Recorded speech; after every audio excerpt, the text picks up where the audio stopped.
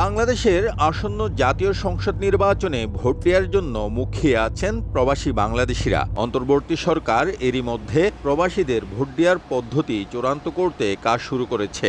সরকার ও নির্বাচন কমিশনের উদ্যোগকে ইতিবাচক হিসেবে দেখেছেন সংযুক্ত আরব আমিরাতে বসবাসরত বাংলাদেশিরা। তবে কেবল ভোট দেওয়া নিশ্চিত নয়, জাতীয় সংসদে প্রবাসীদের পক্ষ থেকে প্রতিনিধি রাখারও দাবি তাদের। সংস্কার কমিশন ইতিমধ্যে প্রবাসীদের ভোটাধিকার নিয়ে ওনাদের যে কমিশনে সেখানে ওনারা তুলে ধরেছেন এবং এই সরকার প্রবাসীদের ভোটাধিকারের জন্য কাজ করছেন। যতগুলো দল বাংলাদেশে আগামী নির্বাচনে অংশগ্রহণ করবেন, সব দল থেকে যদি প্রবাসীদের অংশগ্রহণটা নিশ্চিত করে একটা আনুপাতিক হারে, তাতে প্রবাসী প্রতিনিধিত্ব যে কোনো ভাবে হোক সংসদে পৌঁছে যাবেন। আমাদের এরকম প্রতিনিধি নাই। যদি সংসদে এরকম প্রতিনিধি থাকে তাহলে আর আমাদের সাধারণ প্রবাসীদের মানুষের দরকার যেতে হবে না, আমাদের পক্ষে সংসদে কথা বলতে পারবে।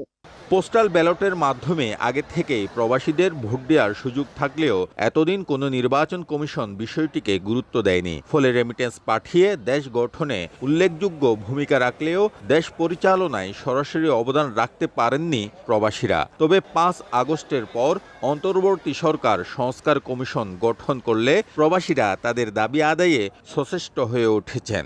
আমরা চাই প্রবাসীদের যে সুযোগটা এসেছে সেখানে প্রবাসীদের ক্যান্ডিডেট হোক, সেটা হোক বিএনপির তথা অন্য দলগুলো।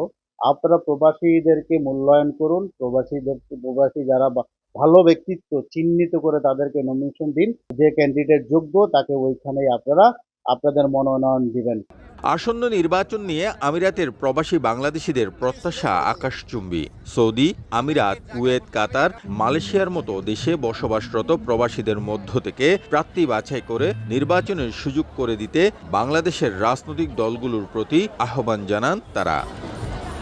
শিবলাল সাদিক, সময় সংবাদ, সংযুক্ত আরব আমিরাত।